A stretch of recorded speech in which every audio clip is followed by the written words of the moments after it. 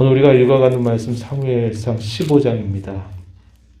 이 15장의 내용에서 사울이 또 한 번 하나님 앞에 큰 범죄를 저지르게 되는 내용이 소개가 됩니다. 이 내용은 하나님께서 사울에게 사무엘을 통해서 이스라엘 백성들의 원수인 아말렉이라고 하는 나라를 치라라고 하는 명령을 내려 주었을 때 사울이 그 말씀을 듣고 전쟁을 수행하게 됩니다. 큰 승리를 거두기도 하는데 그런 과정에서 자신이 하나님의 명령을 어기고서 거기에서 좋은 것들 일부를 탈취하여서 그것을 숨겨둔 것입니다. 하나님께서는 그 모든 일들을 알고 계시고 사무엘에게 그 사실들을 말씀하시면서 내가 사울을 왕으로 세운 것을 후회한다. 그런 말씀을 하시게 됩니다. 그래서 사무엘이 밤새도록 잠을 못 이루고 근심하며 하나님 앞에 기도하다가 이제 사울을 찾아가게 돼서 그 사울과 만나 나눈 대화의 내용, 이것이 오늘 우리가 읽은 이 말씀 속에 소개가 되고요. 이하의 내용에서는 사무엘이 아말렉 왕이었던 아각을 처형하는 내용이 나타나고 이 사건 이후로 사무엘은 더 이상 사울을 보지 않게 됩니다. 너무나 그의 마음이 깊은 슬픔 가운데 젖어서 다시는 사울을 보지 않게 되는 계기가 되는 내용이 이 15장에 소개가 됩니다. 1절로부터 9절 내용에서 하나님께서는 이번에는 공격하라고 하는 명령을 내리시게 됩니다. 그리고서 그가 누구인가 본문을 설명하실 때 그는 하나님을 대신하는 대리자라는 사실을 그에게 깨우쳐 주는 것이죠. 여기 말씀으로 한번 가서 보면은 1절 한번 보시기 바랍니다. 여호와께서 나를 보내어 왕에게 기름을 부어 그의 백성 이스라엘 위의 왕으로 삼으셨은즉 이제 왕은 여호와의 말씀을 들으소서. 당신을 왕으로 삼으셨는데 누구를 위해 왕으로 삼으셨느냐? 하나님의 백성, 여호와의 백성 이스라엘을 위해 왕으로 삼으셨다. 이 말은 이스라엘 백성이 자기 백성이 아니라 하나님의 백성이라는 사실을 다시 한번 이야기해 주죠. 그는 하나님의 백성을 여호와 하나님을 대신해서 다스리는 대리적인 왕이다. 대리적 왕. 이것을 다시 한번 그에게 상기시켜 줍니다. 그러면서 여호와의 명령을 사무엘이 사울에게 전달하는데 그 말씀은 대적 아말렉을 쳐서 모든 소유를 남기지 말고 진멸하라 하는 명령이었습니다. 3절 보면은 그들의 모든 소유를 남기지 말고 진멸하되 그들의 모든 소유를 남녀 또 소아와 젖먹는 아이, 우양과 낙타, 나귀를 다 죽여라 하는 그런 명령을 하나님이 내리십니다. 이 아말렉 족속은 거슬러 올라가게 되면 에서의 후손입니다. 그런데 이들이 어떤 일을 했느냐? 이스라엘 백성들이 애굽에서 나오게 될 때 이스라엘 백성들을 공격하는 일을 통해서 대대의 이스라엘 백성들의 원수가 되었던 나라죠. 그리고 사사시대에는 미디안의 군사들과 함께 연합군을 형성을 해서 또 이스라엘 치는 일에 앞장섰던 나라입니다. 그래서 하나님이 사울에게 이 아말렉 족속들을 가서 쳐라. 그러나 어떤 것도 결코 남기지 말아라. 이런 명령을 내리시게 됩니다. 이 말씀을 들었던 사울은 백성들을 소집합니다. 들라임 지역이라고 하는 곳에 소집하는데 21만 명의 군사들이 모여옵니다. 그러면서 먼저 한 일이 뭐냐면 이 아말렉 족속들에게 섞여 있는 겐 사람들을 구별하는 일을 하게 됩니다. 이 겐 사람들은 이스라엘 백성들이 애굽에서 나올 때 이스라엘 백성들을 선대했던 족속들이에요. 그래서 이들은 진멸하지 말고 이들은 남겨두고 이 아말렉 족속에 관하여서는 모든 것들을 다 진멸하라. 이런 말씀을 명령을 내리신 거죠. 그래서 사울은 이 아말렉 사람들 가운데 섞여 살고 있는 겐 사람들에게 당신들은 이 아말렉 족속과 분리되라고 하는 말을 건넵니다. 그리고 이 말을 따라서 이 겐 사람들이 이 아말렉 족속으로부터 분리가 되니까 이제 전쟁을 수행합니다. 그래서 큰 승리를 거두게 되죠. 그런데 문제는 당시에 이 아말렉 족속의 왕이었던 아각을 남겨두었고 또 소와 양들 가운데 일부를 남겨둔 것입니다. 이 의도 속에는 탐욕의 마음이 있었어요. 그리고 또 한편으로는 승리의 모든 결과를 자기가 세운 공로처럼 삼고자 하는 그런 마음이 있었던 것입니다. 이러한 일을 아신 하나님께서는 깊이 후회하시게 됩니다. 11절 말씀에 하나님께서 사무엘에게 그 말씀을 건네주시죠. 내가 사울을 왕으로 세운 것을 참으로 후회한다. 그가 나를 따르지 않고 내 명령을 행하지 않았다. 이렇게 하나님께서 말씀을 해 주십니다. 이 말씀을 들은 사무엘이 어떻게 합니까? 근심하여 온담을 여호와께 부르짖게 되었습니다. 우리가 쭉 살펴왔던 것처럼 사무엘의 염려는 계속되었어요. 이스라엘 백성들이 왕을 세워달라라고 하는 요구 때부터 그 백성들의 속마음을 알고 있었던 사무엘은 대단히 우려하였고 대단히 조심했고 간절하게 당부하는 일들을 거듭 쉬지 않고 그 말을 건네온 겁니다. 그리고 사울은 한번 이미도 과거에 또 하나님 앞에 큰 범죄를 저지른 적이 있었죠. 전쟁을 앞두고 나서 자기가 찾아오지 않았다라는 것을 명분 삼아서 사울 자신이 제사를 주관하게 되면서 그가 해서는 안 될 일들을 한 적이 있었던 겁니다. 이 사무엘상 13장에서 우리가 읽었던 부분이죠. 잠을 잘 수가 없었던 겁니다. 하나님 앞에 간절하게 부르짖으면서 하루를 보내게 돼요. 그리고서 이 사울을 찾아갑니다. 그런데 이 사울에 대한 소문이 어떻게 들리냐면 이 사울이 전쟁에서 승리하고 난 다음에 갈멜이라고 하는 지역에다가는 자기 이름을 기념비에다가 새겨서 자기를 위한 기념비를 거기에 세고서 두었다고 이야기하고요.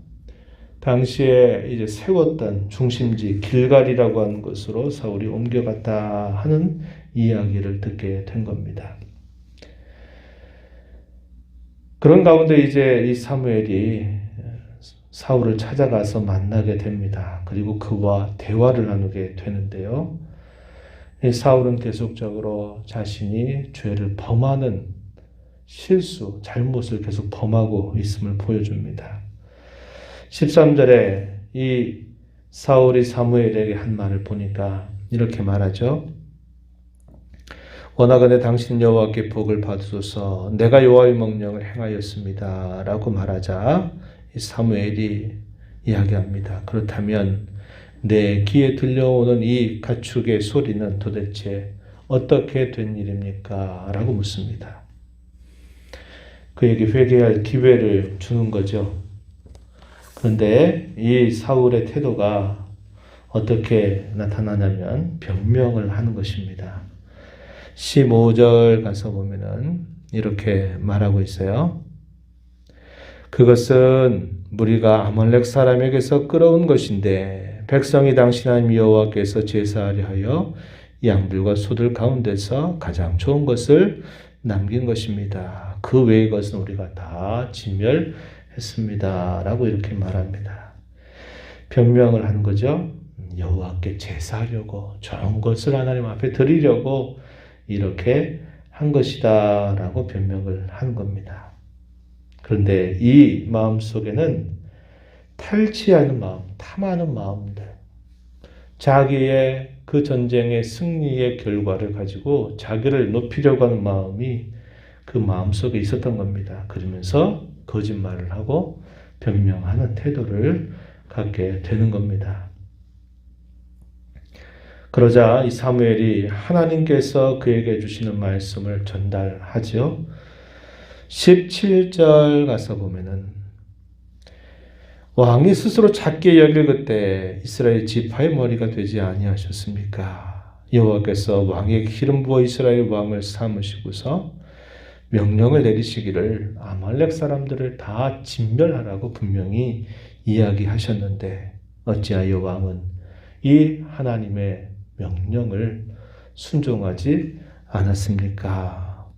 탈취하기에만 급해서 여호와께서 악하게 여기시는 일을 왜 당신은 행하셨습니까? 이렇게 책망을 하게 됩니다. 이 책망의 내용이 뭐냐? 처음에 겸손했던 그의 자세가 다 사라져 버리고 하나님의 말씀을 결국 또 저버리는 악행을 저질렀음을 이야기해 주는 거죠. 그도 말하기를 자기는 작은 집하고 작은 사람이라고 말하면서 왕됨을 겸손하게 거절하려고 하는 태도를 가졌던 이 사울이 이제 전쟁에서 승리하게 되고 이런 혁혁한 전과를 세우게 되니까 그의 태도가 바뀌어 버리는 겁니다. 그의 마음이 교만하고 자기를 드러내기를 바라고 하나님의 말씀을 청종하는 자세를 저버리게 된 겁니다. 그래서 이 사무엘은 말합니다. 여호와께서 당신을 왕이 되지 못하게 하셨습니다. 라고 전달해요. 그 이유는 왕께서 여호와의 말씀을 저버렸기 때문입니다. 라고 이렇게 분명히 전달을 해줍니다. 그러자 뒤늦게 사울이 뭐라고 고백하냐면 제가 죄를 범했습니다. 이렇게 고백을 해요. 근데 이 고백의 말 속에는 하나님을 두려워하는 것보다도 백성들을 더 두려워하는 태도가 있었다는 것을 보게 되는 것이죠. 24절에 보면 이렇게 말합니다. 내가 범죄하였나이다. 내가 여호와의 명령과 당신의 말씀을 어긴 것은 백성을 두려워하여 그들의 말을 청종하였기 때문입니다. 또 변명과 핑계를 늘여놓는 거죠. 겉으로는 죄를 인정한 것처럼 보이지만 그 죄를 지은 것은 백성들을 두려워해서 그랬다라고 이렇게 또 변명을 늘어놓게 된 것이죠. 그러면서 이 사무엘이 사울과 함께 돌아가기를 거절하게 됩니다. 그러자 이 사울이 어떤 태도를 취하게 되냐면은 30절에 보니까 이렇게 말하죠. 장로들과 이스라엘 앞에서 나를 좀 생각해 달라는 거죠. 높여 달라는 거예요. 이것은 그의 마음의 진심입니다. 그 다음 말 보세요. 함께 돌아가서 당신 하나님 여호와께 경배하게 하소서, 제사하게 하소서, 예배하게 하소서라고 하는 이 말은 그게는 거짓입니다. 자기의 진심은 내 체면 좀 세워달라는 거예요. 사무엘이 당신이 만약에 이 자리에 떠나가게 된다면 내 체면의 꼴이 뭐가 됩니까? 백성들 앞에 나를 좀 높여달라고 말하는 거죠. 그러면서 어떤 걸 말하냐면 명분으로 내가 여호와 하나님 앞에 경배하게 해달라고 얘기하지만 그건 경배에 관심이 있는 게 아니에요. 거짓된 마음입니다. 이걸 위선이라고 말해요. 겉으로는 다른 걸 생각하면서 속으로는 결국 자기 욕심을 챙기는 거죠. 겉과 속이 다른 태도를 취하고 있는 것입니다. 이렇게 말하는 이유는 뭘까요? 자기의 왕위를 스스로 보존하겠다라고 생각하는 이런 마음 때문에 이러한 거짓과 위선을 보이고 있는 것입니다. 우리가 오늘 이 말씀을 보면서 우리가 분명히 생각하는 것은 바로 그것입니다. 아무리 제사를 명분으로 내세우고 아무리 하나님 경배한다고 말해도 거기에 말씀에 대한 순종이 거기에 따라가지 않는다면, 그것이 먼저 선행이 되지 않는다면 그것들은 다 우상에 지나지 않고 우상 숭배에 빠질 수 있다라는 것을 우리는 깨닫게 되는 겁니다. 이 사무엘이 사울에게 했던 유명한 말이 있었죠. 22절, 23절입니다. 여기 보면 이렇게 말했어요. 사무엘이 이르되 여호와께서 번제와 다른 제사를 그의 목소리를 청종하는 것을 좋아하심 같이 좋아하시겠나이까. 순종이 제사보다 낫고 듣는 것이 수당의 기름보다 낫습니다. 이렇게 말한 내용입니다. 하나님의 말씀에 대한 순종이 없는 예배, 그러한 섬김, 그러한 봉사는 결국 자기를 위한 것이 되고 말고 그것은 종교적인 명분을 앞세우지만 결국 그것으로 인하여 자기 욕심을 챙기고 죄를 범하는 것과 다르지 않다는 것을 우리는 다시 한번 깨닫게 되는 겁니다. 우리가 하나님을 섬기는 가장 본질적인 우리의 신앙의 자세는 하나님의 말씀을 우리의 마음으로 잘 듣는 일이요. 그것을 마음을 다해서 순종하는 일이요. 그렇게 되지 못할 때 우리의 잘못을 진실하게 고백하여 돌이키는 일이요. 또다시 하나님의 말씀을 듣겠다고, 하나님의 말씀을 따르겠다고 결단하고 나아가는 일임을 우리는 다시 한번 배우게 된 것입니다. 우리가 이 말씀을 마음에 새긴 자로 저희의 남은 삶을 주님 앞에 힘써 살아가는 복된 삶이 되기를 축복합니다.